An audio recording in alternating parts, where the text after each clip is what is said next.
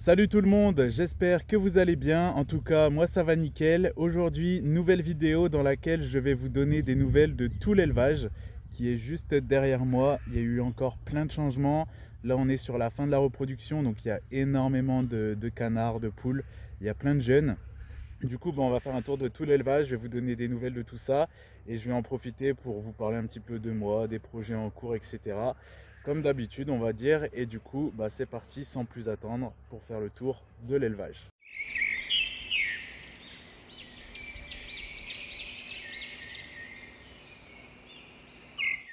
Alors pour commencer ce tour de l'élevage, je voulais vous montrer un petit peu une vue d'ensemble sur tout l'élevage.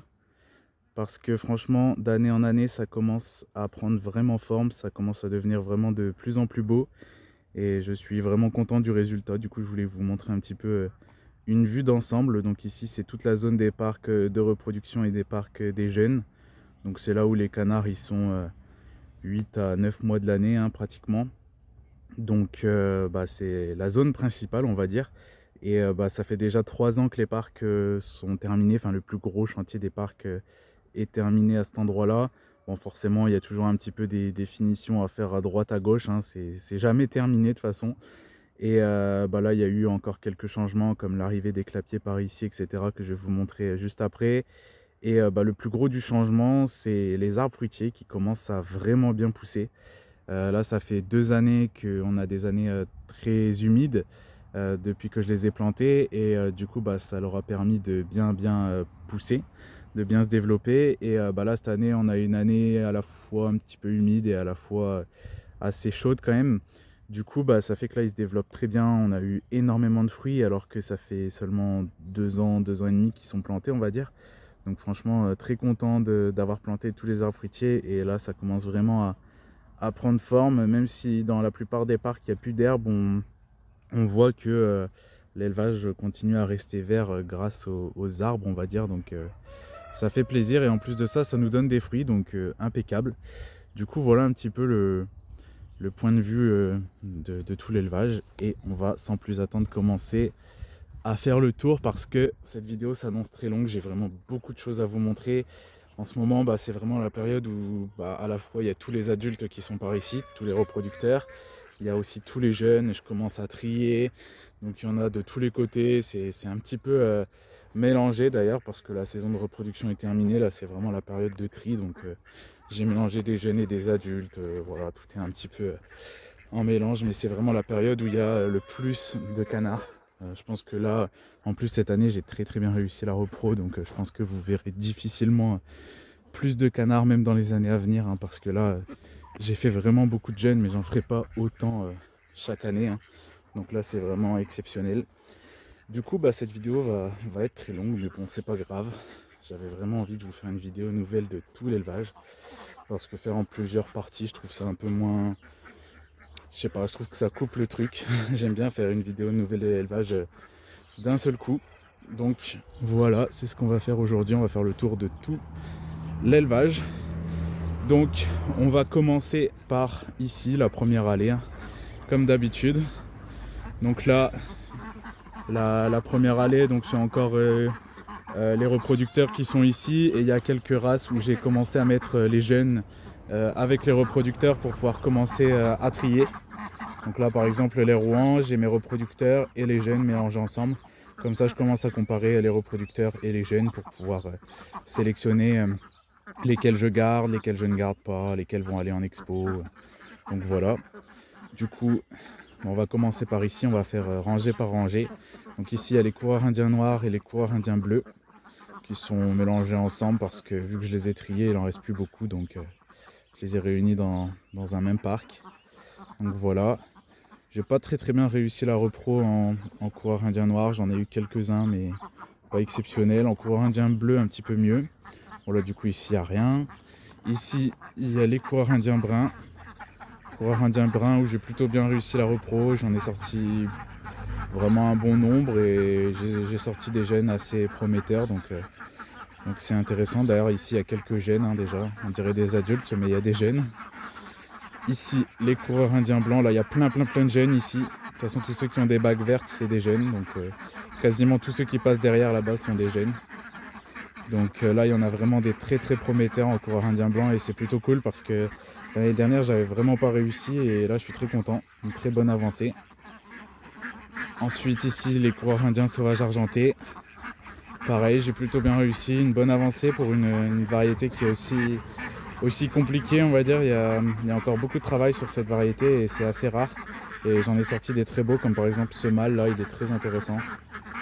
Donc je suis plutôt content. Après, ici, on a les coureurs indiens sauvages. Pareil, j'en ai sorti des très intéressants. Moins que l'année dernière, mais j'en ai sorti des très intéressants. Un très beau mâle, une très belle femelle surtout. Donc voilà, très intéressant. Ce qui est vraiment pas mal, c'est que en fait, souvent, vu que j'ai beaucoup de races et de variétés, il y a des années où il y a des races et des variétés que je réussis pas du tout. Et bien souvent, l'année suivante, c'est justement ces variétés que j'ai pas réussi l'année d'avant que je réussis, quoi. Donc c'est cool. Par exemple, le coureur indien blanc, l'année dernière, j'avais pas du tout réussi. Et cette année, j'ai super bien réussi. Et à l'inverse, par exemple, les panachés, là, une catastrophe cette année. Mais l'année dernière, j'avais bien réussi. Et ça se trouve, l'année prochaine, je vais bien réussir, quoi.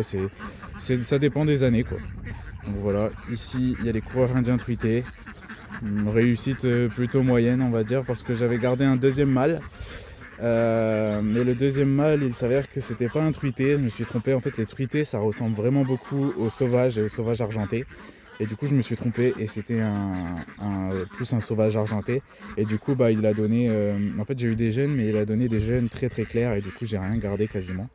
Donc voilà, truité, j'ai eu des jeunes, mais le résultat était pas dingue à cause d'une erreur de ma part, on va dire. Je voulais vous montrer ici. Je vais pas vous montrer tous les arbres fruitiers, mais je voulais vous montrer celui-là. Parce que c'est un grenadier. Et contre toute attente, il donne vraiment des grenades. Je pensais que ça donnerait pas parce que j'habite dans le nord de la France. Je me suis dit jamais ça poussera ici. On m'a toujours dit que ces trucs là un petit peu exotiques, ça poussera jamais ici. Déjà on m'avait dit que les abricotiers ça donnera pas ici. Et au final j'ai plein d'abricots et là j'ai même des grenades, quoi. Comme quoi je sais pas si c'est le réchauffement climatique qui fait, mais en tout cas vous pouvez planter des grenades dans le nord, il n'y a pas de souci, ça pousse. Donc voilà, c'est assez marrant quand même, hein, d'avoir un grenadier chez soi. Donc voilà, ici les coureurs indiens truités. Ici les coureurs indiens panachés, du coup catastrophe cette année, hein. J'ai pas sorti grand chose et en fait j'ai perdu mon mâle reproducteur. J'avais 2 mâles, j'en ai perdu un l'année dernière et j'ai perdu le deuxième cet hiver, au tout début de la repro. Donc j'ai eu quelques jeunes au début de repro et après rien. Et puis les jeunes, j'en ai pas eu assez pour sélectionner, quoi. Ici c'est l'amandier, regardez ça, il est immense. Alors que ça fait même pas 2 ans que... Enfin si, ça doit faire à peu près 2 ans que je l'ai planté. Il est immense. Franchement ça c'est incroyable. Ici il y a le sol pleureur que j'ai taillé en couloir carrément. Je suis trop fier de mon truc là.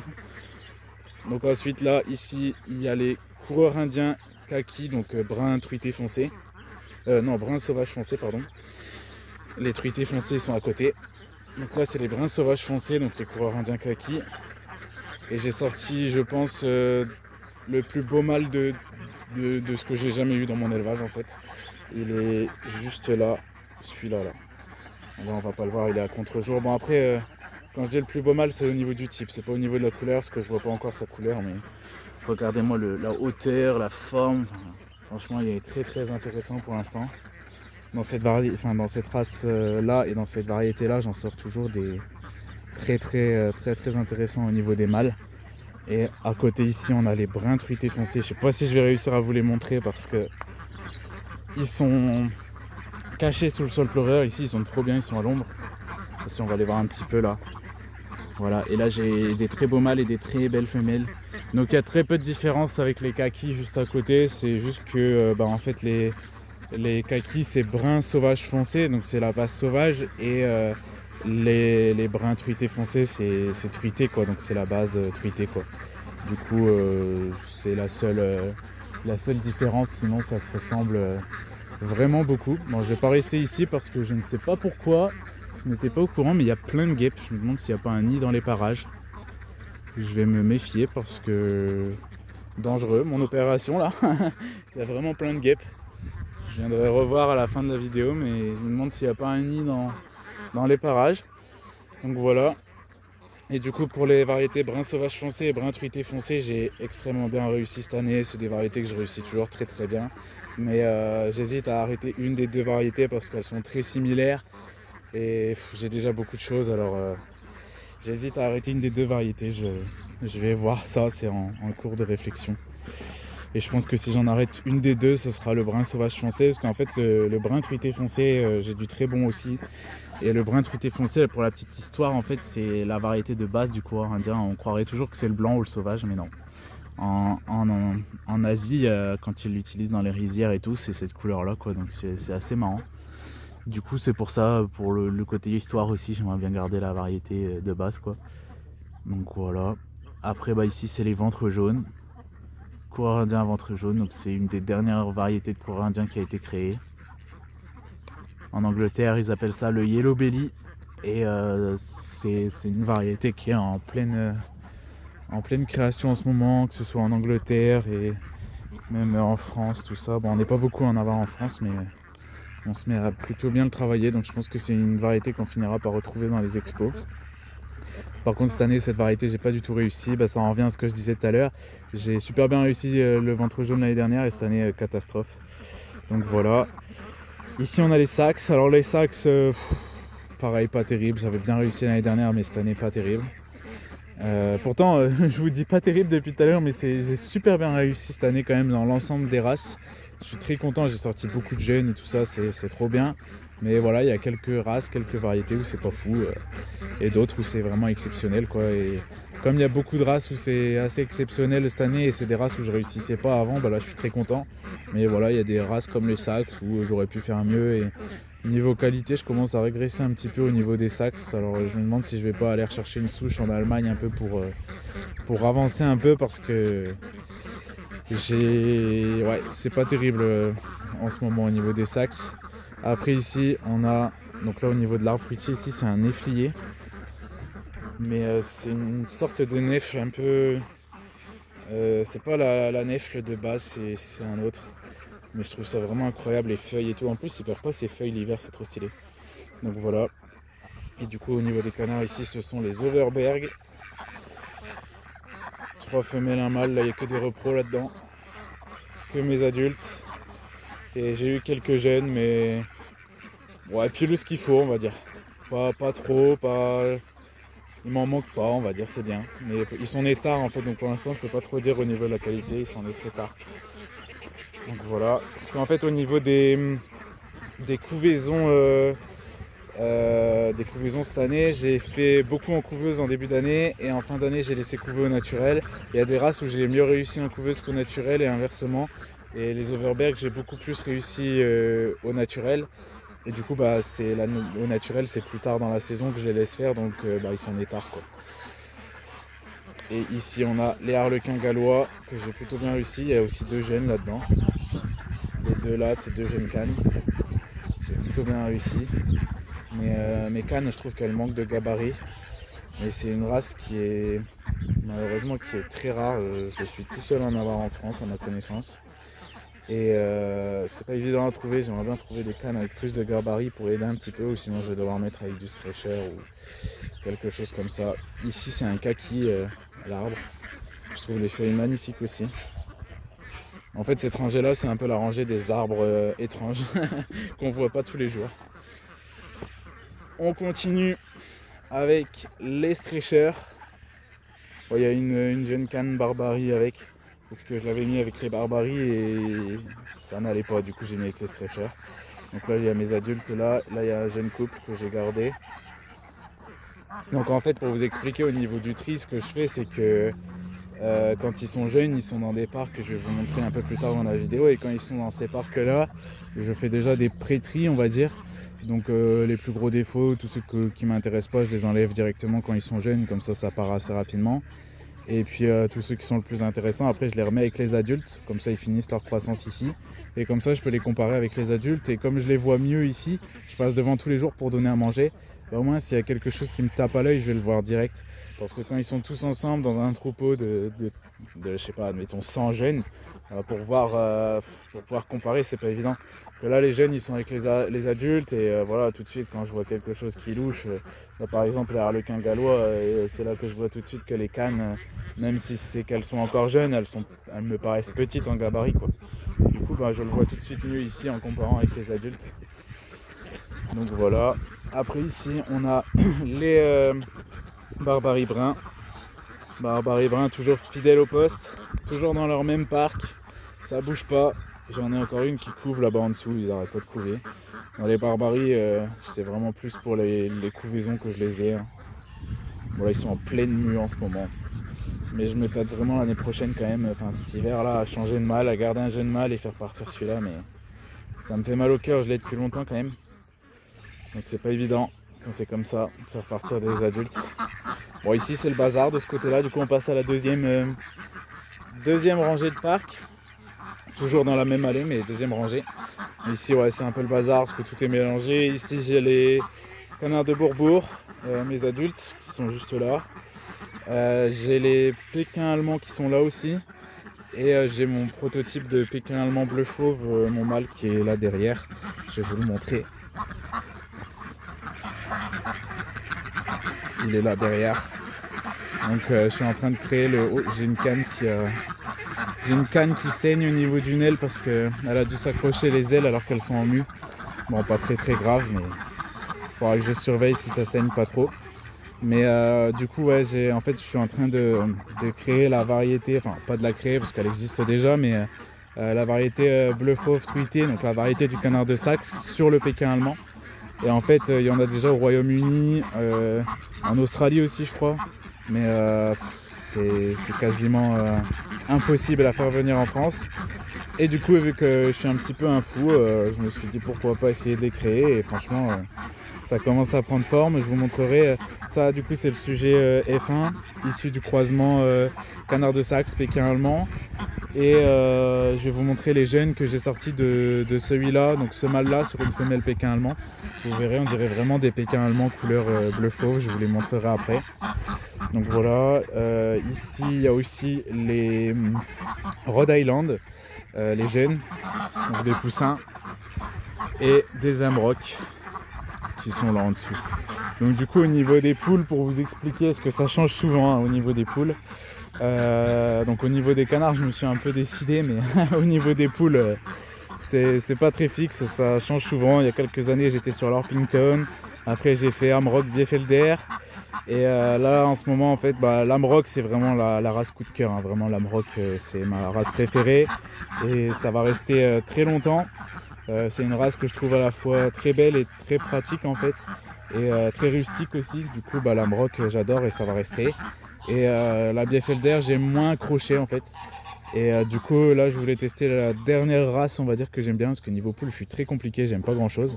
L'Orpington j'avais trouvé ça un peu trop fragile à mon goût parce que ici je suis en plein dans les champs en fait, donc il y a beaucoup de vent et ils chopent vite le coryza etc. Ici du coup les Orpington j'aime beaucoup, mais surtout la couleur rouge, mais du coup c'était un peu pas assez rustique à mon goût vu que j'ai pas de bâtiment, tout ça c'était pas évident. Donc l'Amrock là-dessus, rustique, pratique, élégante, enfin voilà, j'aimais bien. Et ça fait vraiment poule en fait, je voulais des races qui fassent vraiment en forme de poule. Du coup l'Amrock c'est parfait. Et la Bieffelder, je sais pas, j'ai moins accroché, je sais même pas vous expliquer pourquoi, mais j'ai moins accroché. Pourtant c'est aussi pratique, rustique et tout ça que l'Amrock, mais la Bieffelder j'ai pas accroché. Et du coup la dernière race de poule que j'aimais bien c'est la Rhode Island. Du coup je me suis dit je vais essayer parce que j'aime bien la couleur rouge, ça a un peu la forme d'une Amrock quand même, c'est rustique comme une Amrock, je me suis dit je vais essayer. Mais bon là je suis pas sûr d'avoir commandé la meilleure souche, en fait c'était des œufs que j'avais fait venir mais ils sont pas foufou. J'aimerais bien trouver une meilleure souche de Rhode Island quoi. Donc voilà, mais du coup au niveau des poules, les Amrock c'est sûr que vous les verrez toujours, les Bieffelder vous allez bientôt plus les voir. Et les Rhode Island pour l'instant je ne sais pas, c'est un peu un test. Si j'aime bien je continuerai les deux races, Amrock, Rhode Island, et si j'accroche pas sur la Rhode Island je resterai que sur l'Amrock et puis c'est tout. On va dire que je fais un petit peu des tests pour me décider quoi. Et du coup, ensuite, ici, on est sur les Pékins américains. Donc les Pékins américains, c'est probablement la race où j'ai eu le plus de gènes, proportionnellement au nombre d'adultes, parce que j'avais qu'un couple et j'ai eu plus de 60 gènes. Et mon mâle repro, il est là, il est magnifique. Et j'ai sorti des très beaux mâles qui ont de la longueur, etc., qui sont très intéressants. Après, au niveau des femelles, ça manque encore un peu de longueur, je trouve, elles sont un peu courtes. Mais très très intéressant. Pékin américain, j'ai plutôt bien réussi cette année. Enfin, plutôt bien. J'ai très bien réussi même cette année. Hop, on passe au parc suivant.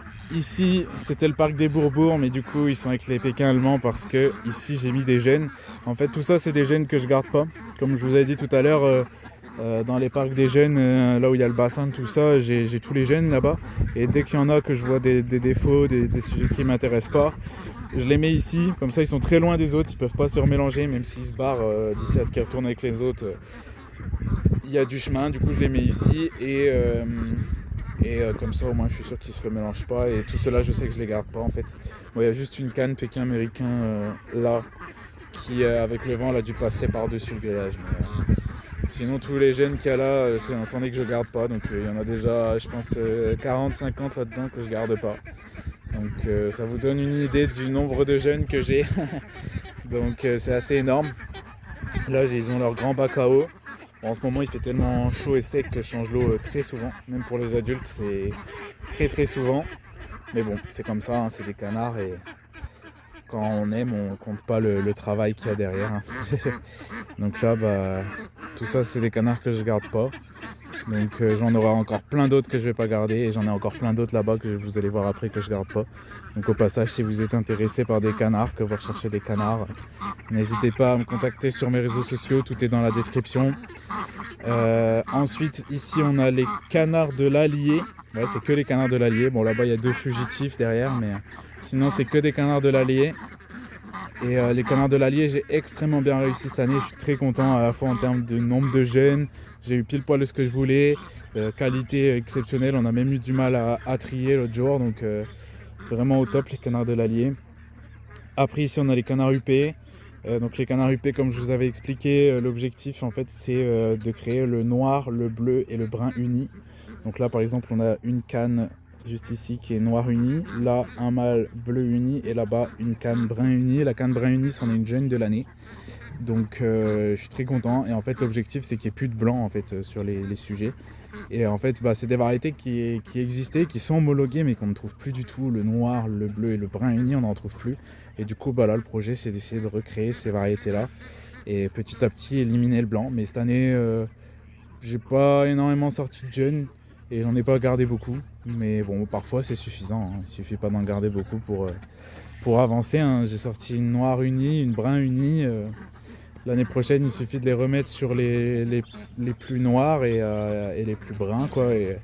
Et ça va le faire, hein. Ça va le faire, ça va avancer petit à petit. Hein. Et ça se trouve, l'année prochaine, je réussirai super bien. Donc, l'essentiel, c'est que ce soit pas un échec et que ça n'aille pas en marche arrière. Hein. Le temps que ça avance, même si c'est que petit à petit, c'est pas grave. Hein. Ici, on a les duclaires noirs, pardon. Donc les duclaires noirs, je suis très content, j'ai sorti quand même pas mal de gènes, mais j'ai un problème au niveau de la sélection, c'est que en fait le duclaire, il faut pas qu'il y ait de sauvage sous les ailes, de traces de sauvage, et que ce soit sur le noir, le bleu ou le brun là, en fait comme avant je savais pas qu'il fallait pas ces traces là, j'ai pas vraiment fait attention à ce que je sélectionnais, et en fait maintenant j'ai beaucoup de sujets avec ces traces là, et pour éliminer ça c'est pas évident, donc j'en garde jamais beaucoup, mais j'ai eu quand même pas mal de gènes, et petit à petit, ce problème-là, je commence à réussir à l'éliminer, donc c'est ce qu'il faut. Hein. On avance progressivement. Donc les duclaires bleus, pareil, sauf que j'ai sorti vraiment plein de gènes en duclair bleu.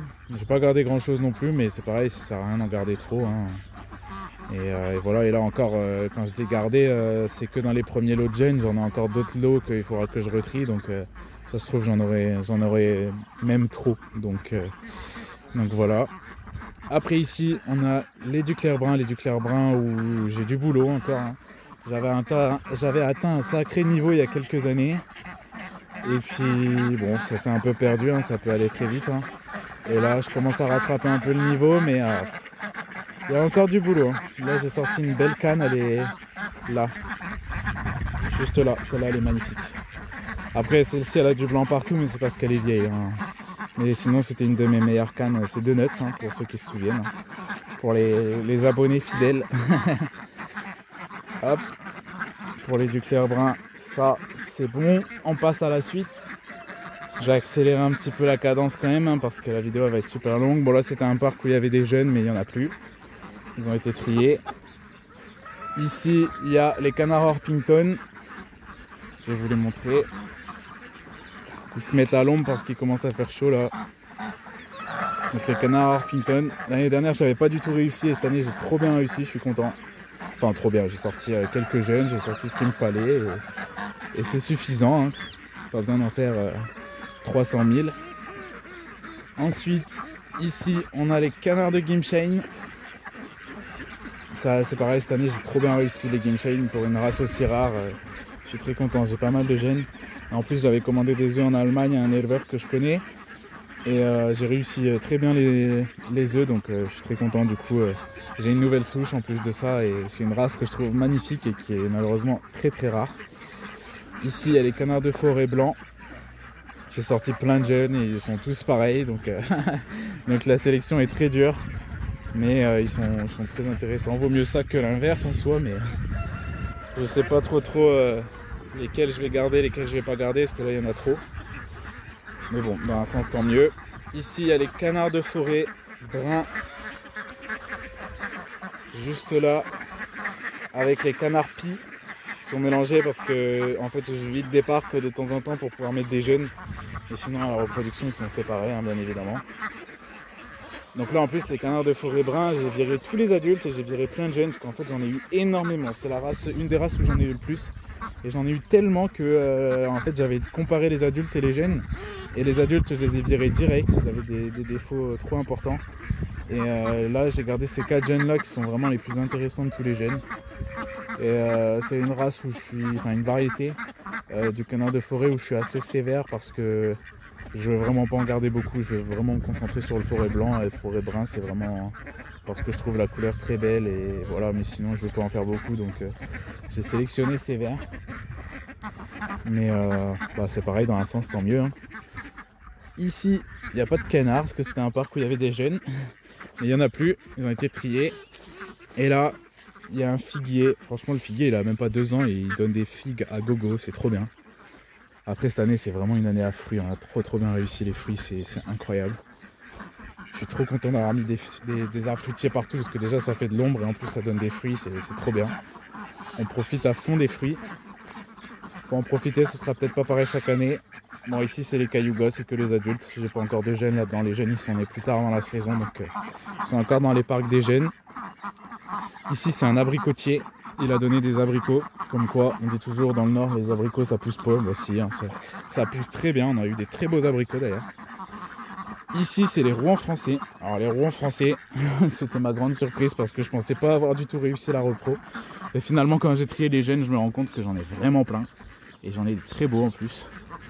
Et c'est une race qu'avant j'avais mais c'était pas du tout ma préférée on va dire et maintenant c'est franchement cette race là me fascine quoi. Quand je vois la taille du mâle là-bas, c'est encore en vidéo on se rend pas compte mais le mâle il est immense quoi. Franchement j'adore cette race et puis c'est une très belle, pour moi c'est la plus belle race française quand même. Et il y a le Duclair avec, mais le Rouen français c'est tellement élégant, c'est tellement, ouais, je sais pas, pour moi c'est la race de canard emblématique de la France avec le Duclair quand même. Après bah, les autres races françaises, le Vouillet il n'est pas très connu, le Chaland non plus, mais c'est quand même une très belle race le Chaland. Après bon le Cougnu c'est très nouveau donc c'est pas facile à dire. Et puis bah, après les races blanches elles sont souvent délaissées, il y a l'Allier, le Bourbourg, les Terres, ça c'est des races qui sont souvent délaissées parce que bah, elles sont blanches quoi, mais c'est aussi des très belles races quoi. Donc ensuite je suis arrivé là d'un seul coup sans vous expliquer où on est. Donc là c'était la première allée, on a fait le tour. Ici c'est les parcs des jeunes. Je crois que je vous les avais déjà montrés, mais ils étaient peut-être pas tout à fait terminés. Je ne sais pas. Du coup je vais vous faire tout le tour de là derrière pour vraiment bien tout vous montrer. Donc là en gros ici c'est l'entrée de l'élevage. Hein. Voilà. C'est un peu l'endroit où je stocke des trucs. Bon là il y a une cage avec 2 poules qui couvent dedans, 2 amrocs. Ici il y a 2 coqs amrocs que j'ai enfermés là parce que ils sont méchants, c'est mes adultes de l'année dernière. Et enfin c'est pas qu'ils sont méchants, c'est qu'ils se sauvent de partout. Parce que j'ai dû mettre les jeunes pintades dans leur parc. Du coup ils se sauvaient, du coup je les ai mis là. Bon c'est pas très grave, de toute façon je pense pas les garder parce que j'ai eu tellement de jeunes que je vais certainement garder les jeunes. Et du coup ici il y a 2 coqs amrocs, mes repros de l'année dernière. Là c'est là où je stocke la paille, et là où je stocke plein de trucs. Ça c'est, j'ai fabriqué un studio photo. Bon là je l'ai mis là au pif, mais en fait j'ai mis des grilles. Et en fait je mets par exemple je la mets là par exemple, tac. Et en fait je mets les canards dedans et je peux les prendre en photo, ils bougent pas, ils sont coincés. Du coup c'est carrément pratique. Parce que sinon à chaque fois je galérais à prendre mes photos là. Hop, on passe à la suite. Donc là ici il y a un parc, en fait là c'est 3 parcs pour des jeunes. 1, 2, 3, et en fait il s'ouvre. Là il y a une porte, là il y a une porte et il s'ouvre. Donc là c'est les avant-derniers jeunes on va dire. Et ils ont accès à ces 2 parcs là, et celui-là je l'ai laissé fermer comme ça l'herbe elle repousse. Bon là il faudra que j'enlève ça parce que c'était une planche pour faire de l'ombre, mais du coup il faudra que j'enlève tout ça. C'est un peu le bazar. Là ici c'est le parc des Hawaï. Donc là-bas il y a mon couple d'adultes. Et là il y a les 2 jeunes. Du coup ça me fait 2 couples. Parce qu'en fait j'avais un couple d'adultes qui ont eu un jeune. Émile qui est juste là. Ensuite la femelle je me la suis fait voler quand je me suis fait voler au mois de février. Du coup j'ai retrouvé une autre femelle et elle a eu un autre jeune. Donc en fait ils ont le même père mais ils n'ont pas la même mère. Donc du coup je vais les accoupler quand même ensemble. Donc du coup ça me fait 2 couples d'Hawaï. Et du coup j'ai plus de douette à aile bleue. Enfin j'ai le mâle encore, mais j'ai perdu la femelle en fait parce qu'elle avait 11 ans. Donc elle est morte de vieillesse. Mais du coup j'ai encore le mâle là-bas, mais je vais pas le garder parce que bon je peux pas tout garder. Du coup là ce parc là ce sera un parc repro à Hawaï. Et celui-là bon actuellement il y a des jeunes oies dedans, mais ce sera le deuxième parc repro pour les Hawaï. Et l'avantage des Hawaï c'est qu'à la repro je peux mettre des canards avec, alors que les ouettes à aile bleue je pouvais pas du tout. Du coup c'est ça qui est pratique. Là je vais faire 2 couples d'Hawaï en repro et je mettrai des canards avec. Je pense qu'ici il y aura peut-être les becs courbés et puis ici une autre race. Enfin, on verra ça. Et ça ce sera pour l'année prochaine. Ici il y a un magnifique catalpa, vraiment magnifique. Et du coup là il y a les 2 couples ils sont ensemble, comme ça ils sont bien. Bon, l'autre couple il est caché là-bas, mais je voulais m'approcher là juste avant, mais il y avait du bruit et en plus là-bas il y a des frelons, du coup je ne vais pas trop m'approcher. Mais voilà, il y a le deuxième couple qui est là-bas. Là ils ont un grand bac à eau, bon il va falloir que je le nettoie. Ils sont vraiment pratiques ces bacs à eau là, mais le problème c'est que quand il fait chaud, l'eau elle chauffe hyper vite. En ce moment il fait très chaud, donc il faut changer l'eau tout le temps. Ici il y a les jeunes oies. Donc j'ai 9 petites tulas. Ça y est, première année où je réussis les tulas. Je sais même pas si je vous les avais déjà montrés. Bon là j'ai mon couple d'adultes cendré sur noir. Ils ont eu 2 jeunes. Et après les autres c'est tous des fauves. Donc ça c'est un jeune cendré sur noir ça. Et après l'autre je sais pas où il est. Là il est là-bas, c'est celui-là là-bas. Qui vient vers nous là. Et après les autres c'est que des fauves. Il y a 7 fauves. J'en avais eu 8 mais j'en ai perdu une. Donc au total j'avais eu 10 jeunes tulas. Donc vraiment trop bien. Je suis super content. En plus j'ai un peu toutes les souches donc c'est nickel. Bon, je garderai pas tout mais je vais en garder quand même quelques-unes pour garder des jeunes quand même. Là il y a une petite franconie, c'est la seule femelle que j'ai gardée. J'ai eu 7 jeunes au total. Et ils sont tous partis, j'ai juste gardé cette jeune femelle là. J'ai gardé ma femelle adulte et mon mâle adulte il était pas bien depuis quelques temps, du coup malheureusement je l'ai perdu. Mais du coup je vais retrouver un nouveau mâle, comme ça je vais garder cette femelle, ma femelle adulte, et je vais les mettre sur un nouveau mâle. Comme ça va changer un peu de sang. Je vais aller vous montrer là-bas les Aylesbury. Voilà, elles sont vraiment très curieuses, hein. C'est des vrais pots de colle. Donc là ils ont leur bac à eau ici. Ici on a les Aylesbury. J'ai mon couple d'adultes. Donc là les adultes ils sont là. Et ça c'est 3 jeunes. Et il y a des jeunes, surtout celui du milieu là. Regardez-moi ça un petit peu. Il faudrait qu'ils se mettent de côté.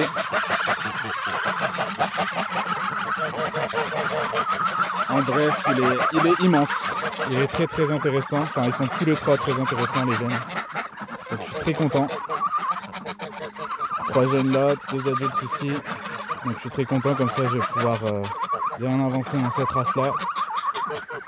Et ça c'est plutôt cool. Bon là du coup ils sont pas avec les autres, ils sont avec les oies. Parce que en fait ils sont tellement grands par rapport aux autres qu'ils les écrasent. Du coup bah, je les ai mis là avec les oies, c'est plus à leur taille on va dire. Donc voilà, puis au moins ils ont de la place. Et le parc il est plat parce que vu que c'est une grande race, je vais éviter quand il est... Enfin c'est vraiment une race très très lourde quoi. Quand il y a trop de trous dans les parcs, tout ça, ils s'abîment les pattes.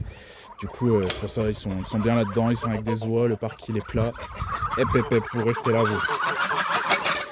Parce que là, ils réclament de l'herbe.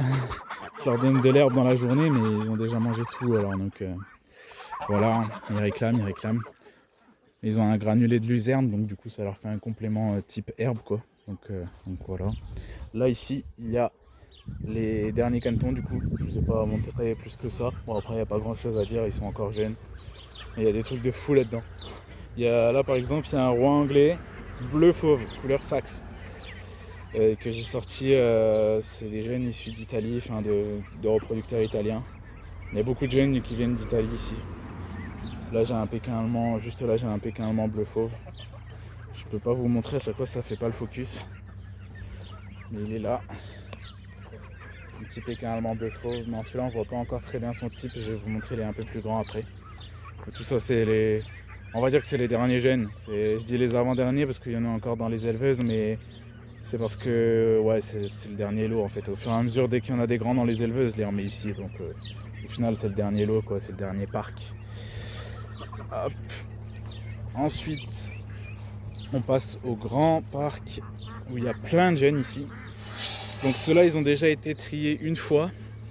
Donc en fait, pour vous expliquer le chemin des jeunes, les jeunes, ils naissent soit en couveuse, soit au naturel. Après, ils vont dans le bâtiment d'élevage. Une fois qu'ils sont grands pour sortir, ils viennent ici, dans ces 3 parcs-là. Une fois qu'ils sont assez grands pour être triés, etc., que je peux commencer à avoir les premiers détails, que je peux les baguer aussi, en fait, je les attrape un par un, je les bague, je les sexe.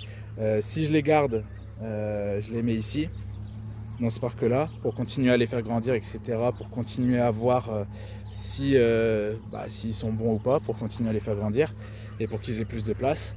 Et si je les garde pas, ils vont dans le parc que je vous ai montré tout à l'heure, dans le parc de ceux que je garde pas en fait. Et quand je les garde pas maintenant, j'enlève les bagues. Et voilà, parce que en fait, j'ai pas assez de bagues. J'ai tellement eu de gènes cette année que j'ai pas assez de bagues pour mettre des bagues au sujet que je vends. Et puis en plus de ça, j'ai été embêté l'année dernière avec des gens qui exposent les sujets, qui m'ont acheté bagués et qui vont s'attribuer tous les mérites. Donc du coup, maintenant, les sujets que je vends n'ont plus de bagues ou très peu. Donc voilà, parce que au moins ça... en plus j'avais pas assez de bagues cette année, donc le choix était vite fait. J'ai enlevé les bagues à ceux que je gardais pas pour les mettre à ceux que je gardais, hein. J'ai eu tellement de jeunes qu'il n'y a pas trop le choix, et du coup tous ceux que je garde pas ils sont vendus, tous ceux que je garde ils sont ici et ils continuent à grandir ici. Et une fois qu'ils sont arrivés à la taille des adultes à peu près, je les rattrape tous un par un, je vérifie s'ils n'ont pas perdu leur bague. S'ils ont perdu leur bague, je leur en remets. Parfois c'est un peu dur, mais j'y arrive. Et une fois que je les ai attrapés, bagués, tout ça, je vois si je les garde ou pas. Si je les garde, je les mets avec les adultes, race par race, variété par variété, pour pouvoir comparer avec les adultes et faire en soi le dernier tri. Et si je les garde pas, ils vont dans les parcs qu'il y a là-bas derrière, pour être vendus aussi, ou alors passer à casserole en fin de saison, hein. Je vais pas vous le mentir, j'en fais un petit peu comme ça aussi. Tout ce que je peux faire partir, je le fais partir, mais... Avant, je gardais tous les canards l'hiver, et enfin tous ceux que j'arrivais pas à vendre, je les gardais tout l'hiver, mais ça, plus jamais quoi. Ça revient super cher en nourriture, ça détruit les parcs pour rien. Ça permet pas aux adultes que je veux garder de se développer dans de bonnes conditions, parce que j'ai un peu de surpopulation en hiver, parce que j'ai des canards que j'ai pas réussi à faire partir. Donc maintenant, quand il me reste des mâles en fin de saison, je les passe à la casserole, et c'est pour notre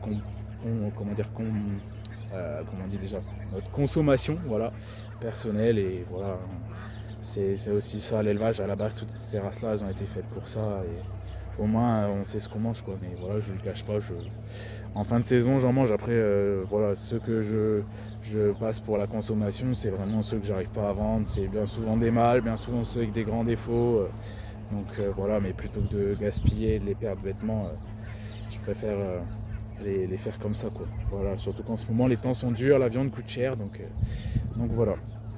Du coup ici, il y a tous les jeunes, il y en a presque 300 là-dedans, hein. On se rend pas compte comme ça, mais il y en a presque 300. Là il y a pas mal de tournées là-dedans. Il y a du monde là-dedans. En fait, la première, la deuxième et la troisième tournée, je les ai déjà triées et mis avec les adultes. Ici il y a la quatrième, cinquième et sixième tournée. Et après il y a la 7, 8 et 9e tournée qui sont là-bas, plus les couvées naturelles. Donc comment vous dire que ça fait du nombre. Donc voilà, là-dedans ils sont presque 300, il y en a vraiment beaucoup, on se rend pas compte comme ça, mais après il y a vraiment de tout, hein. Ça c'est que des jeunes, il y a vraiment de tout. Et là-dedans il y en a des très très prometteurs, et ça c'est incroyable. Bon, après il y a aussi quelques ornements, là j'ai mes petits torselles à collier, il y a mes mandarins, là, ils sont là justement, ils arrivent là dans le coin. Il y a mes dendrocines, il y a mes carolins, enfin, les ornements ils sont toujours là-dedans. Et sinon là-dedans c'est que les jeunes domestiques. Là il y a un Pékin allemand bleu fauve justement. Ici il y a un coureur indien ventre jaune, plein de coureurs indiens, des émeraudes, des rouans, des becs courbés, des semours, enfin il y a de tout en fait. Je ne vais pas vous lister parce qu'il y a vraiment de tout. Regardez là le Pékin allemand bleu fauve là. Il est incroyable. Incroyable, il a même tellement il tient droit qu'il a même un peu de mal à marcher là. Vraiment incroyable. Bon après là je pense que c'est parce qu'il vient de se lever, mais sinon il marche bien quand même. Là-bas j'ai une canne aussi, en Pékin allemand bleu fauve. Donc tout ça c'est vraiment le top. Et du coup ceux-là ils grandissent encore un petit peu. Et une fois qu'ils seront plus grands, je vais les vérifier s'ils ont leur bague, les retrier une fois. Si je les garde, ils vont avec les adultes. Et si je les garde pas, ils vont là-bas derrière dans les parcs de ceux que je garde pas. Mais il faut que je commence à trier assez sévère parce que faut pas que j'en garde trop, quoi.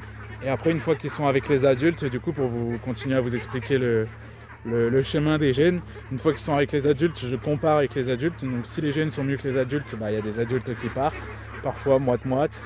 Parfois les adultes sont quand même mieux que les jeunes, et du coup je garde les adultes, mais je me dis il faudra que je change ça, parce que si les adultes me sortent des jeunes pas ouf, ça veut dire que les adultes il y a un truc qui va pas. Enfin, c'est le plus grand casse-tête en fait, parce qu'on se dit qu'est-ce qu'on garde, et c'est là qu'on choisit vraiment nos reproducteurs pour l'année prochaine. Donc vraiment quand c'est le dernier tri, comparer les adultes avec les jeunes, c'est un peu le plus dur on va dire. Et du coup tous ceux que je garde pas, ils revont dans les parcs de vente on va dire, et tous ceux que je garde, ils vont aller au bout dans le grand parc pour l'hiver, et ceux-là ce sera ceux que je garde pour la saison prochaine. Donc il n'y en aura pas énormément, mais c'est le but aussi, hein. On peut pas tout garder, on garde les meilleurs, et puis ce qu'il nous faut pour la repro, mais il faut pas en garder trop, hein. D'ailleurs ça, pour ceux qui veulent se lancer dans la sélection, c'est un conseil que je vous donne, n'en gardez pas trop. Vous pouvez faire beaucoup de jeunes, hein. Là j'en ai fait beaucoup, hein, comme vous pouvez le voir, mais pour la repro, n'en gardez pas trop. Il faut toujours prévoir quand même 2 mâles au moins, parce qu'on sait jamais, si on en perd un ça va vite. Pour les races rares, 3 mâles, mais sinon voilà, après au niveau des femelles, 3 femelles, c'est déjà vraiment pas mal. N'en gardez pas trop, parce qu'en fait quand on garde trop de sujets par race, ça sort une diversité de génétique un peu différente, et du coup ça fait n'importe quoi, et que quand on en a très peu, on sait vraiment ce qu'on sort, et c'est beaucoup plus homogène, quoi. Donc voilà, après faut pas en avoir trop peu non plus, parce que si vous perdez une femelle, un mâle, après vous êtes vite arrivé à plus rien avoir, quoi. Mais faut trouver le juste milieu entre en garder trop et en garder trop peu, quoi. Donc voilà, il faut vraiment le juste milieu. Moi je garde, pour vous donner une idée, les races assez classiques, je garde généralement 2 couples. Par exemple les Pékins américains, les Sacs, tout ça c'est 2 couples, c'est largement suffisant. Et après les races plus rares, comme par exemple l'Overberg, tout ça, dès que je peux garder 3-4 femelles et 2-3 mâles, je le fais, quoi. Voilà, du coup il y a le bassin, comme vous avez pu le voir, il est vide le bassin, mais je dois le nettoyer cet après-midi. Je l'ai mis à vider parce que il était bien sale. En fait je le vide, et quand je le vide, en fait j'ouvre le bouchon et il va dans la fosse là-bas, et en fait ça s'évapore dans la terre, donc ça met à peu près quelques jours à se vider. Bon après là il était pas plein, je remplis que le fond, comme ça ils ont de l'eau propre. Là comme il fait chaud demain, là je l'ai vidé pour pouvoir justement le nettoyer aujourd'hui. Je vous ferai peut-être une vidéo d'ailleurs, et comme ça une fois qu'il sera, je vais le remplir le fond, et comme ça ils auront de l'eau fraîche. Mais je le remplis pas trop, mais je le nettoie souvent, quoi, vu que c'est des jeunes. Parce qu'après, si je le remplis à fond dans 3 jours, ils me l'ont sali. Et puis pour le nettoyer, c'est quelque chose. Hop, je reviens là pour fermer ça parce que sinon, ils vont se barrer. Et alors là, si tout ça se barre, j'ai pas fini. Donc, hop, on continue. Du coup, je vais me dépêcher parce qu'on est déjà à 43 minutes de vidéo. Donc là, bon, ici, je vais pas m'attarder très longtemps ici parce que ici, c'est tout ce que je garde pas en fait. Hein. C'est tous les plus grands. Première, deuxième et troisième tournée, tous les sujets que j'ai pas gardés sont là en fait. Et j'en ai déjà vendu plein pour info. Et j'en ai encore plein. Donc ça, c'est un parc de jeunes que je garde pas. Il y a aussi des adultes, hein. Là il y a le Malouette que je garde pas. Enfin là en gros c'est les parcs, j'appelle ça les parcs de vente en fait. Hein. Tout ça c'est des jeunes que je garde pas, des adultes que je garde pas, tous ceux qui sont virés quoi. On peut pas tout garder. Hein. Donc tout cela je les vends. Et puis ce qui restera fin octobre, ils iront au congèle quoi. Voilà, c'est comme ça. Avant j'aimais pas trop faire ça, mais maintenant ça me dérange pas. Moi je me dis que je sais ce que je mange et je préfère manger des canards de chez moi plutôt que d'aller en acheter et de me dire que c'est des canards qui ont été importés de je ne sais où et qui ont vécu dans des bâtiments ou je sais pas quoi. Donc c'est bien mieux comme ça. Donc là c'était les 3 parcs de vente du coup. Là il y a encore plein d'arbres fruitiers. Ici il y a les hot games, j'en ai sorti des très beaux, j'ai sorti un mâle, regardez le mâle là-bas il est incroyable, celui qui est tout seul au milieu là, incroyable. J'en ai sorti des très beaux, surtout des mâles, mais les femelles elles manquent un peu de gabarit. Le hot game c'est une race vraiment très compliquée parce que à la fois elle a un type assez spécial, il faut que ce soit pas trop lourd, pas trop petit, un peu redressé mais pas trop. Et au niveau des couleurs c'est plein de détails, donc c'est une race assez complexe. Pour les gens qui recherchent du défi, c'est l'idéal. Et là-bas il y a un couple de Tula blanche. J'ai vendu l'autre couple, il me reste plus qu'un couple. Et je vais aller rechercher en Pologne un autre couple pour changer de sang. Ensuite, là, il y a un mâle Tula bleu, une femelle Tula cendrée, avec les canards de chaland. Les canards de chaland, cette année, j'en ai sorti très peu. Pas foufou, mais en fait, c'est une race qui devient très rare, c'est une race française, et en fait, plus ça va, plus on a de mal à les reproduire. Du coup, je me demande si, vu que c'est du truité à bavette, je me demande si l'année prochaine, je vais pas les croiser avec du saxe. Enfin, pas tous, hein, mais par exemple, mettre 2 femelles sur un mâle saxe. Comme ça, je vais ressortir des jeunes qui n'auront pas vraiment la bonne couleur, mais ils auront à peu près le type. Et au moins, ils auront récupéré peut-être un peu la capacité de ponte et de couvaison, quoi, parce que c'est une catastrophe. Hein. Et de fécondité aussi. En fait, ils sont pas assez fertiles, quoi, on va dire. Ils reproduisent pas bien. Ensuite, là, on a la femelle adulte que je vous parlais en Franconie. Donc, j'ai perdu le mâle. Et du coup, je vais en retrouver un nouveau.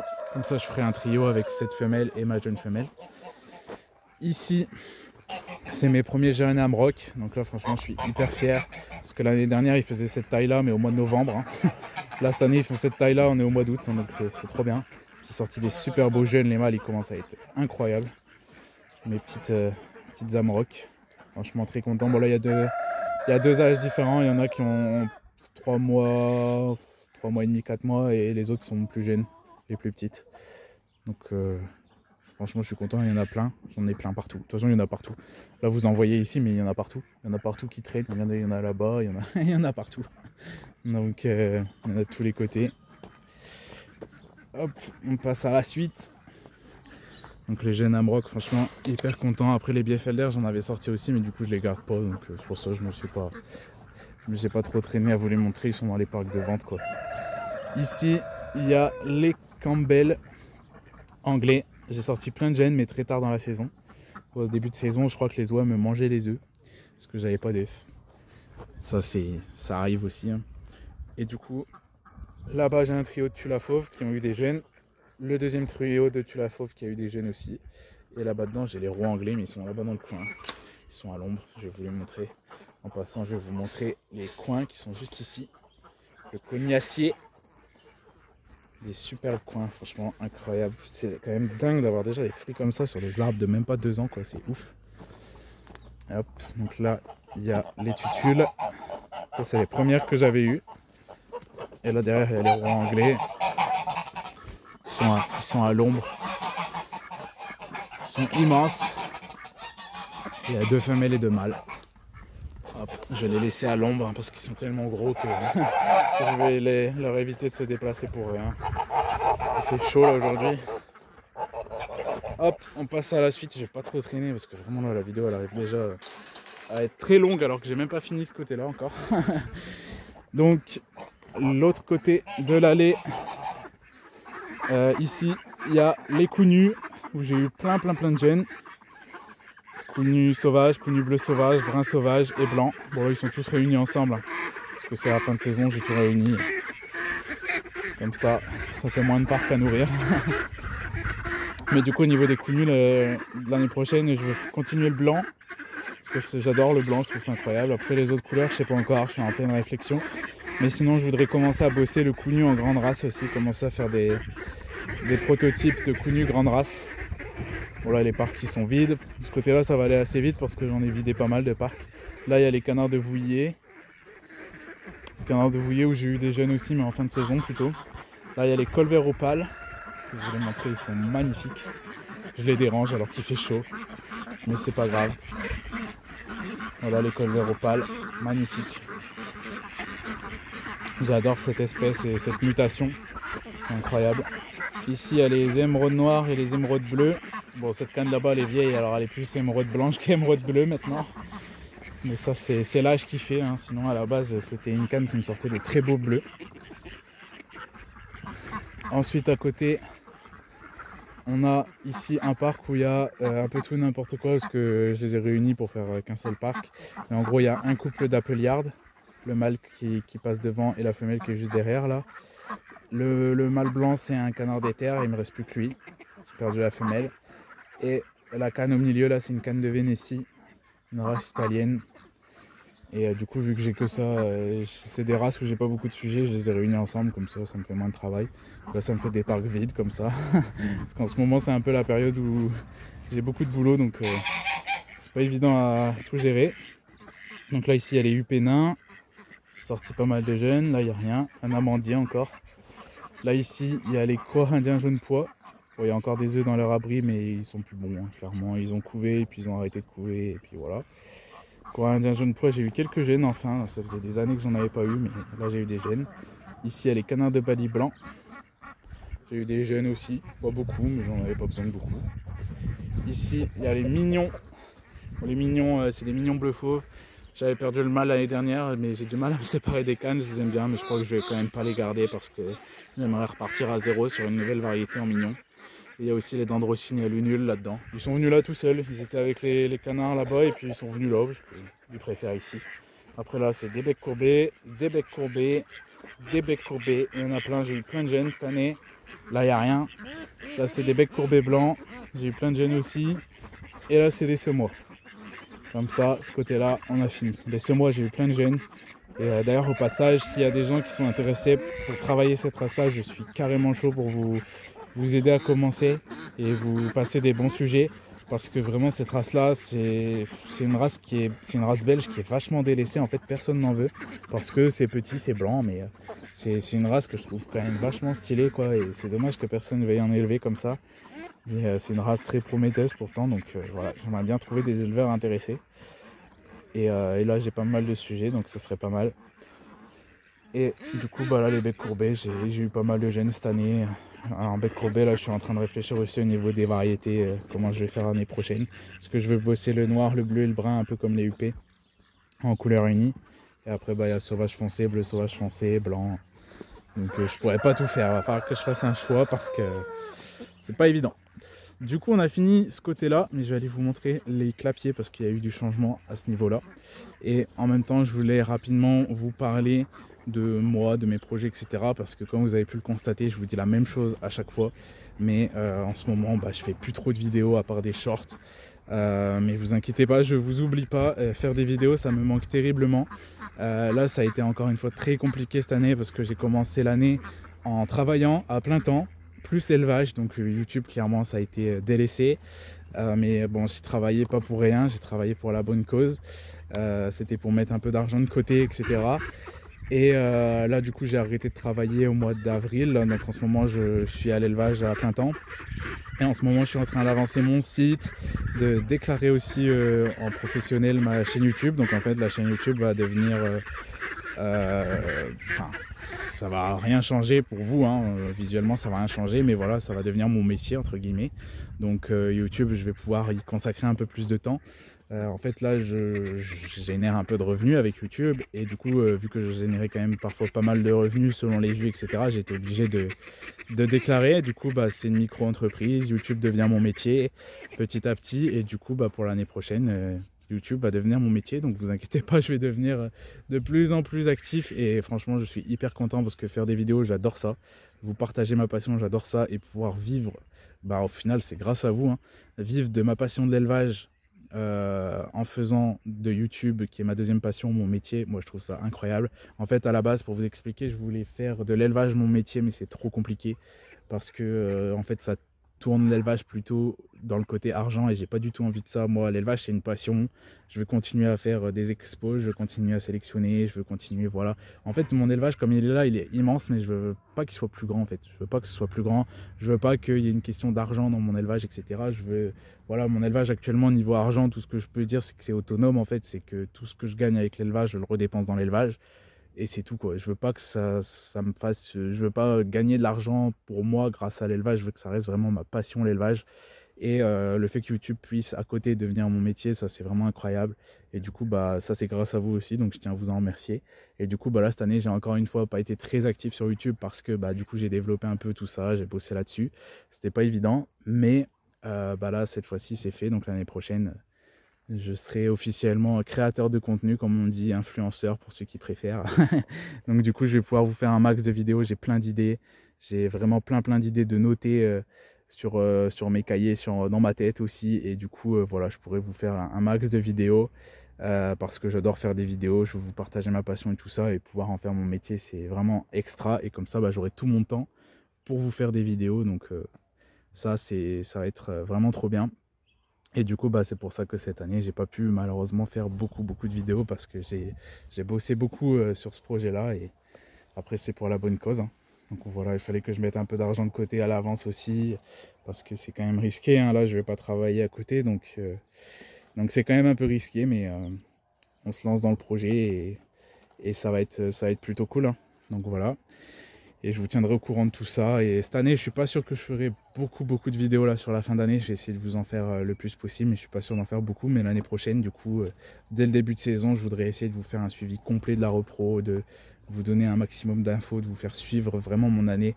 Ça fait des années que je veux faire ça, c'est ce que je faisais avant, mais là du coup ça a été compliqué pendant quelques années, mais ça me manque terriblement. Du coup j'ai vraiment hâte de pouvoir continuer à vous faire des vidéos. Et là d'ailleurs je suis très content de vous faire des vidéos, et je suis très content de voir vos commentaires, tout ça aussi sur les shorts. Je fais des shorts pour continuer à être un peu actif.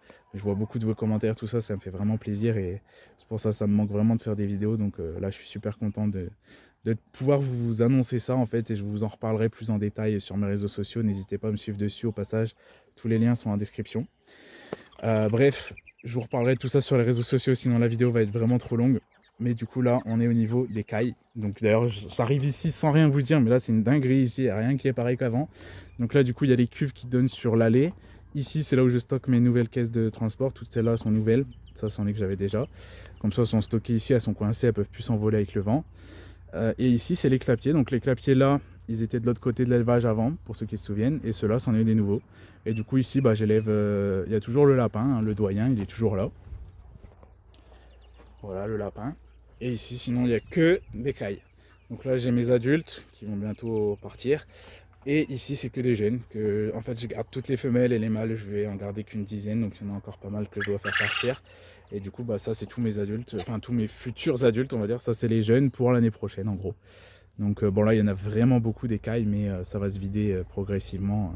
Parce que là j'en vends un petit peu, je vais en manger un petit peu aussi, parce que je peux pas tout garder, mais voilà quoi, là il faut faire un peu de vide quand même, hein, parce que ça fait beaucoup. Mais du coup tout ça c'est des jeunes que j'ai sortis cette année en couveuse, donc plutôt cool.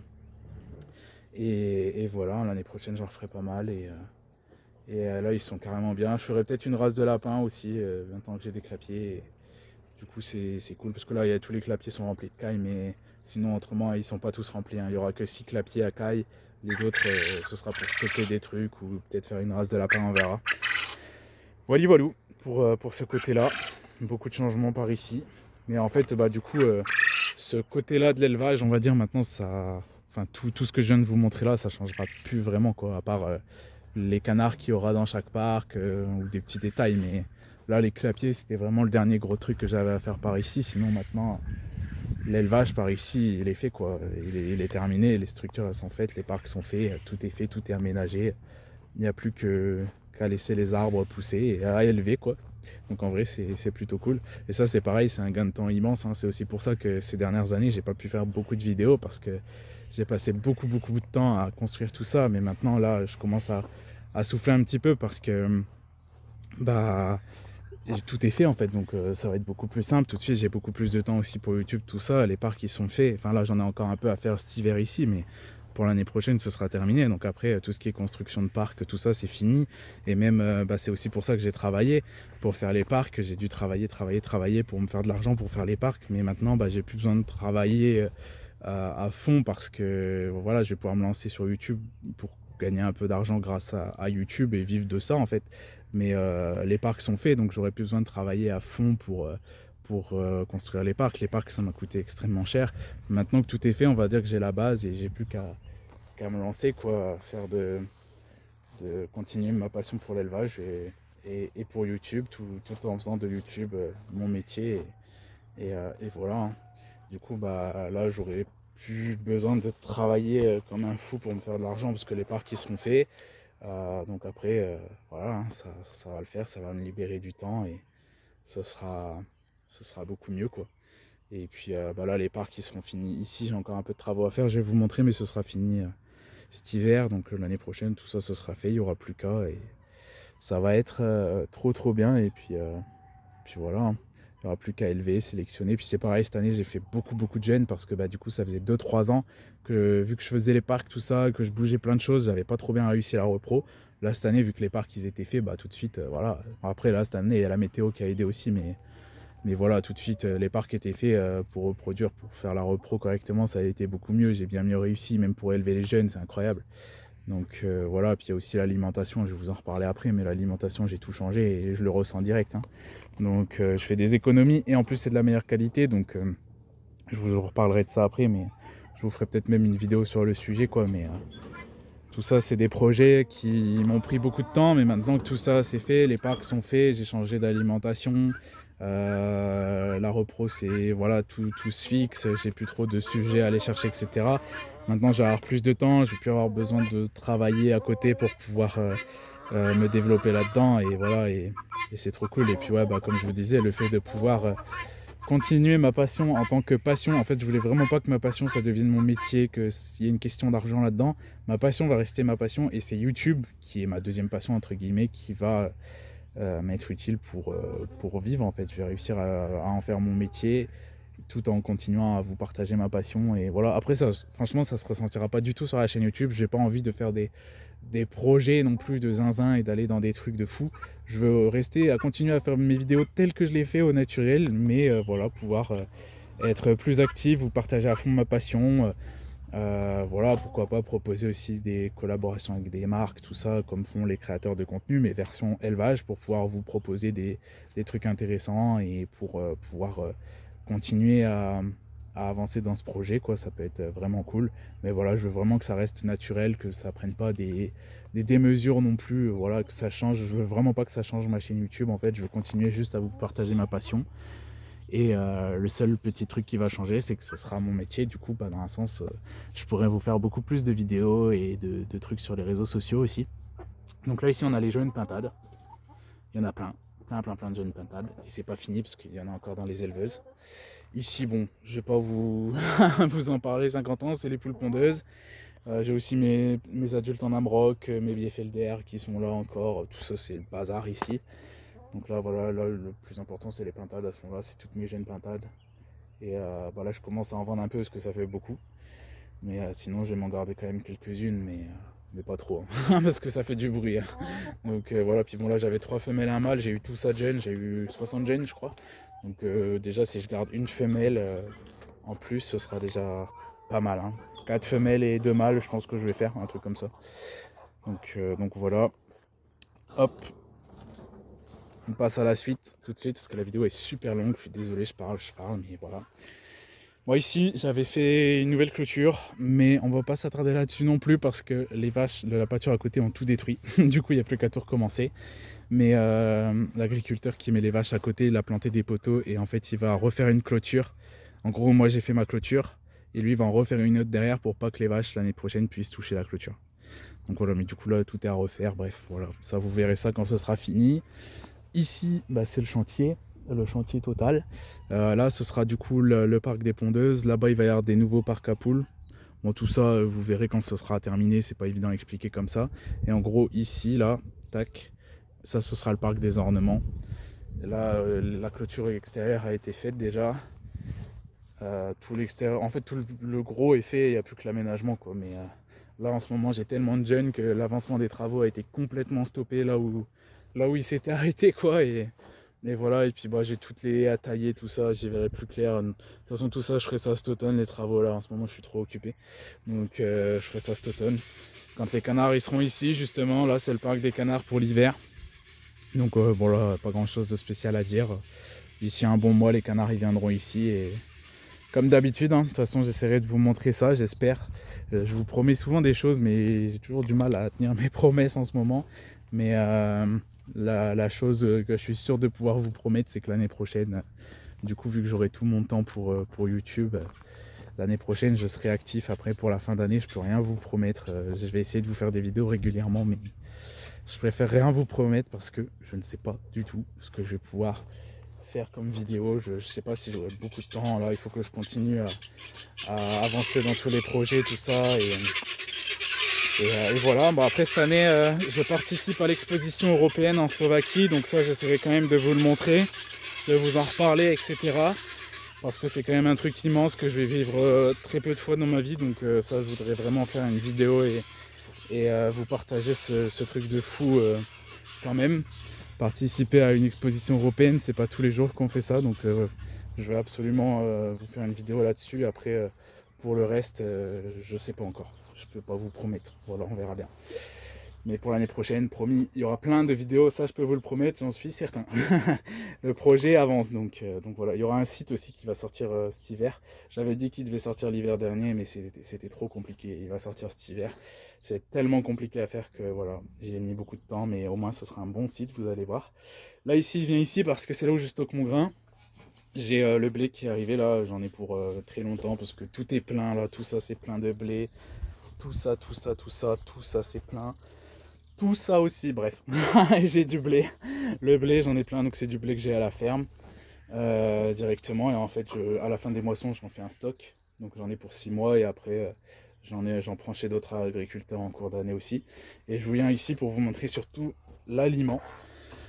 Parce que j'ai changé totalement d'aliment. Bon, je vous referai une vidéo pour vous en parler de A à Z.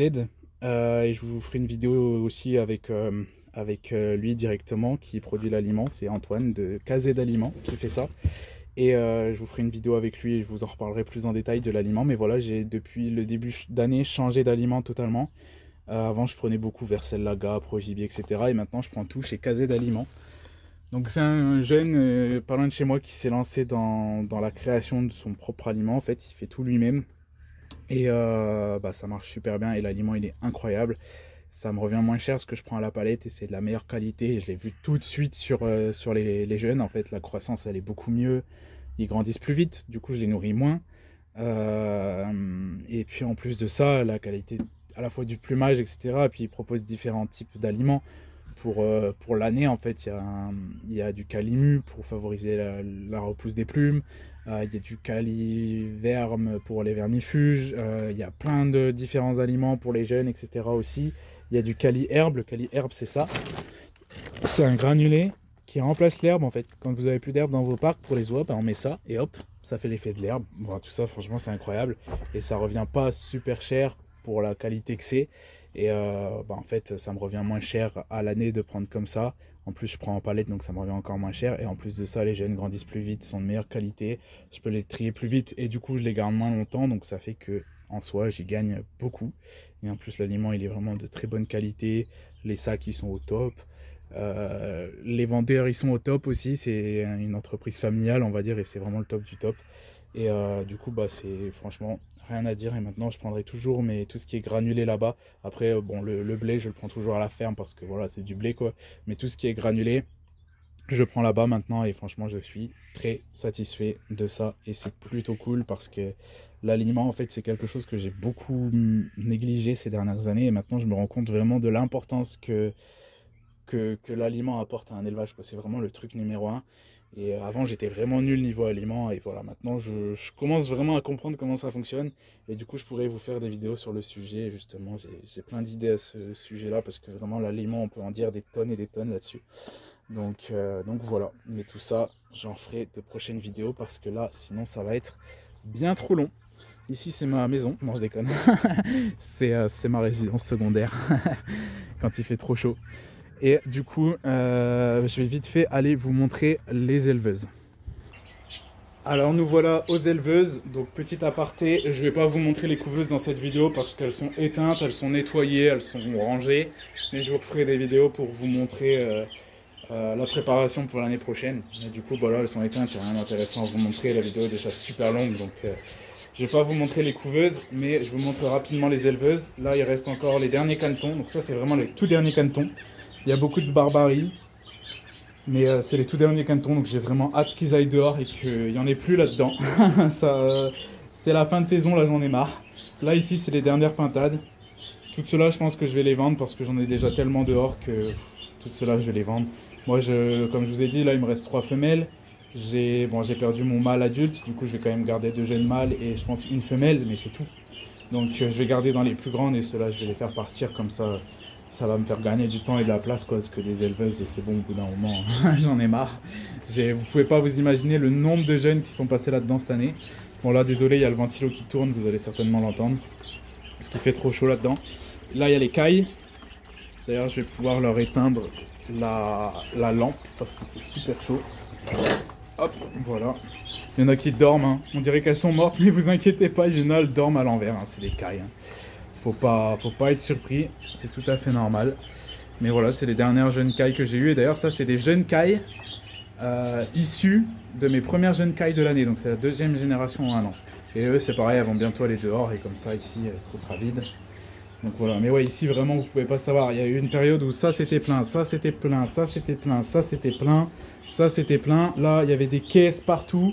Là, il y avait des éleveuses et tout. Bref, c'était un délire. Il y en avait de tous les côtés. C'était n'importe quoi. Mais voilà, maintenant c'est presque vide et d'ici 15 jours ce sera totalement vide et j'ai trop hâte que ce soit carrément vide parce que j'en ai fait tellement cette année de jeunes que c'est du boulot quand même, c'est du boulot. Et cette année je suis un peu déçu quand même de ne pas avoir pu vous montrer. Souvent j'y pensais, je me disais j'aimerais bien faire une vidéo pour vous montrer et tout, mais le soir c'était impossible, je rentrais du boulot, j'étais éclaté, j'en pouvais plus. Mais l'année prochaine il n'y aura plus le boulot, donc du coup ça ira mieux. Le boulot, ce sera vous en fait. Du coup, je pourrais carrément me fixer par exemple du temps chaque jour, 3 ou 4 heures chaque jour pour tourner des vidéos, monter des vidéos. Donc en vrai, ça c'est trop bien. En plus, je kiffe faire ça. Donc ça va être trop bien. Et j'espère que la saison de l'année prochaine sera cool pour vous montrer tout ça. Donc ici, il y a les tourterelles. Elles ont fait je ne sais pas combien de jeunes cette année, mais je vends tout à chaque fois parce que 2, j'en ai largement assez. Donc voilà. Avant, j'avais des pigeons, mais j'en ai plus. Du coup là c'est vide, mais je vais certainement à la saison d'expo cette année racheter un couple de tourterelles pour faire 2 couples. Là il y a toujours mes prix d'accrocher là-haut. On arrive bientôt à la saison des expos, j'espère en rajouter des nouvelles. Bon cette année je fais pas beaucoup d'expos, d'ailleurs je vous l'ai dit vite fait, je fais l'expo européenne à Nitra en Slovaquie, je fais Limoges, je fais Oincourt et c'est tout. Voilà, j'en fais vraiment pas beaucoup parce que je fais un peu d'économie et parce que je veux pouvoir avancer mes projets par rapport à YouTube, le site internet, etc. Et là, il y a les perruches, voilà, qui vont très bien, un couple de perruches qui sont au top du top. Donc voilà, on a terminé le tour. Là, dans quelques temps ici, je vais pouvoir tout nettoyer, tout désinfecter et j'ai trop hâte, comme ça la saison sera terminée. Et je pourrai me poser dans la préparation des projets pour l'année prochaine. Et l'année prochaine, j'espère vraiment pouvoir vous montrer un max de choses de la repro. Parce que cette année c'était incroyable et je regrette de ne pas vous avoir plus partagé tout ce que j'ai fait cette année, mais malheureusement si je l'aurais fait ça aurait été impossible, je pense que je serais mort, donc voilà. Mais l'année prochaine je vais faire de mon mieux Et voilà. J'espère en tout cas que ce que je vous ai dit, ce projet-là vous a plu. Et j'espère aussi que cette vidéo vous a plu. Elle était très longue, j'en suis désolé, mais voilà, j'ai tout montré comme ça. Je vous ai tout expliqué. Et de toute façon, je vous ferai d'autres vidéos pour vous réexpliquer plus en détail par rapport au projet, etc. de YouTube l'année prochaine, le site internet, tout ça. Je vous en reparlerai aussi sur mes réseaux sociaux. N'hésitez pas à me suivre sur mes réseaux sociaux au passage. Et en tout cas, comme je vous l'ai dit, j'espère que cette vidéo vous a plu. Si c'est le cas, n'hésitez pas à mettre des pouces bleus, à me dire ce que vous en avez pensé en commentaire. Dites-moi aussi comment votre saison s'est passée, etc. Dites-moi tout ce que vous voulez en commentaire. N'hésitez pas à partager la vidéo, à vous abonner si ce n'est pas déjà fait. Et du coup, on se retrouve dès que possible pour de prochaines vidéos. Je vous promets rien, mais j'essaye d'en faire le plus possible. Et du coup, je vous dis à très bientôt. C'était Jardimo. Ciao tout le monde.